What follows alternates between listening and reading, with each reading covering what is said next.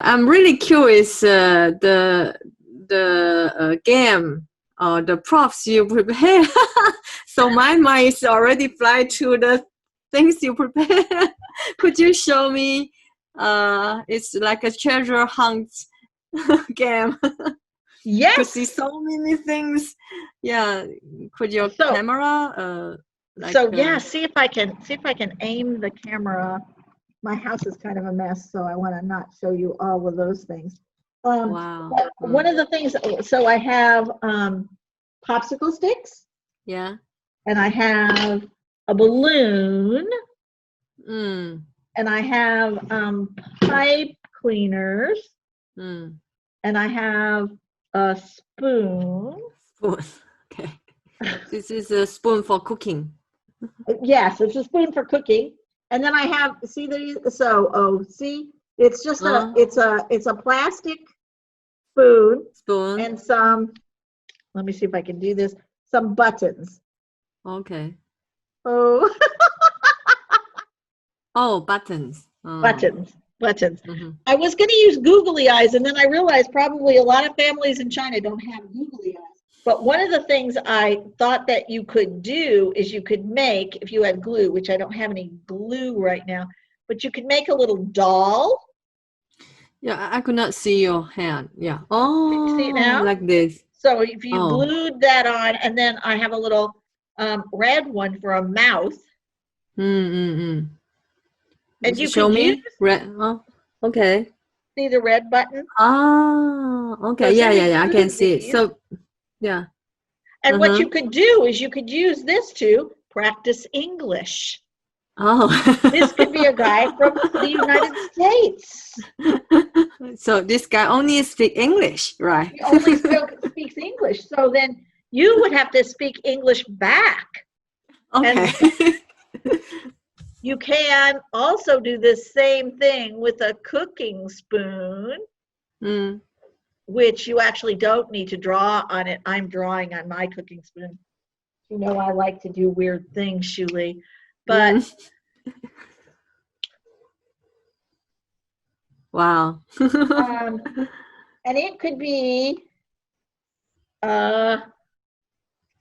old man who will only talk to you if you talk in Chinese, but he wants to talk about all of the interesting words you've learned lately.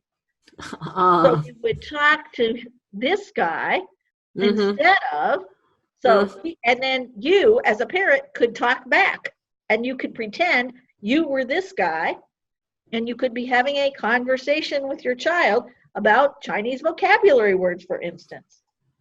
Yeah, so tomorrow my two girls will have their first test after the 1 month homeschooling. So I better prepare a special character. This guy only want to hear what have you learned from the first and second units. Exactly. So what else do I have? Oh, see, I was trying to come up with just like things that I have around my house. This is a pot holder.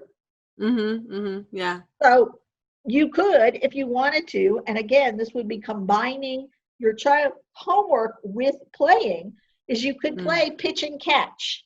Yeah. So you could throw this, and every time you catch it, you get to ask me a math problem. And then you throw it to me, and every time I catch it, I get to tell you a math problem. I get to ask you a math problem. That's cool. So that would be another way to, and like, you know, obviously if you had a Frisbee, that would be lovely. But the reality is you don't want to throw a Frisbee in your house. So we can redesign lots of games. Yes. According to what we need. Something else that I think is really something that could be very well used, like if your children study like literature at school, this is just a bag, and this is really weird, but I went around my house and I just picked up stuff that was lying around my house. Mm. And you would not need, I have way too many things in here to actually do this properly, but little volcano, Mm. a little person, Mm-hmm.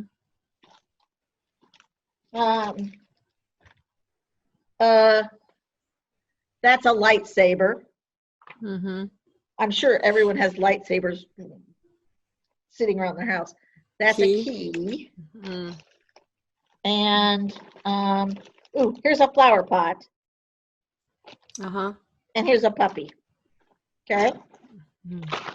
So if you wanted to help your child practice sequencing, or you know, what comes first and what comes second and what comes third, which is another academic skill, you know, when you're telling a story, what you could do is you could have a little bag with little toy kinds of things in it, and you could then take turns telling a story. So you could start with, once upon a time there was a little puppy and he was lost. Mm. And he was walking down the street and he saw a flower pot and thought, I wonder if that's good to eat. So he tasted the flowers and he thought, no, that's not good to eat. And then he saw a person walking down the street and he knew the person wasn't good to eat, but he said to him, "Wah, wah, wah." And the person thought, you seem a little hungry. I will take you to my house and get you some food. Come along. So they went to his house, and then he used the key to open his apartment, and he tripped. He tripped over a lightsaber that was in his living room, because people always have lightsabers in their living room. And then he had a little bowl that he put food in for the puppy, and then the puppy ate the food, and the puppy was happy, and the man was happy. The end. Oh. Mm. Yeah. So using small things and then Yes. to do a creative story. Right. And the skills that uses are sequencing. It uses like imagination and creativity, which we totally want to encourage in our children. It uses understanding that, you know, there's a narrative, like a narrative, the story goes somewhere. And it encourages kids to think about, like, semi-obviously, this really is a volcano. It's not a dog dish. But flexible thinking. Flexible thinking is a skill that our children totally need to learn, because the more flexible thinkers we are, the better we're going to be able to solve problems in our future. By the way, because every family has a lot of stuff, so a lot of toys, I see you use the plastic bag. I think that's one good way to store like little things. Yes. Right? So yes. if we want to, as parents, we want to create a play corner. Yeah. So what suggestion you will give us? Well, I do think that either using plastic bags or just little like plastic containers, or even like we have, because I've been ordering a lot of stuff for doing art. Well, I have to stay home, so I've been making mosaics. So we have a lot of little boxes that packages have come in, and you could just make those little boxes, and you could stack them on top of each other, so that you would keep the toys that you want your children to be able to use there. So you could have one box of blocks, and you can, like, I have a whole bunch of finger puppets that don't take up very much space, and they're so they're small, and these guys can go, could go in a box or in a plastic bag, And that way that your child can play, but also not leave a huge mess. One of the things that I always suggest is that before you get something else out, you have to put the thing you were playing with away. That's always been kind of my rule. That was my rule for our son when he was little. And it's a rule that I think is a good, we have some children friends who come over and we babysit for them.